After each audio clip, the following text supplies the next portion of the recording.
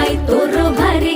दिसते भारी गणपतीची स्वारी अन आला धादिस मामाच्या घरी मालवण चिपळूण सावंतवाडी माझ्या कोकण गावांचो दिमाग भारी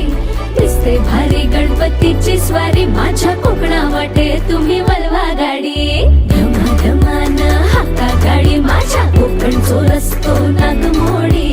कारी येवा बशी येवा नाही तर सुसाट आगीन गाडी मुंबई पुण्याचे रस्ते सोडा माझ्या कोकणा वाटे तुम्ही वलवा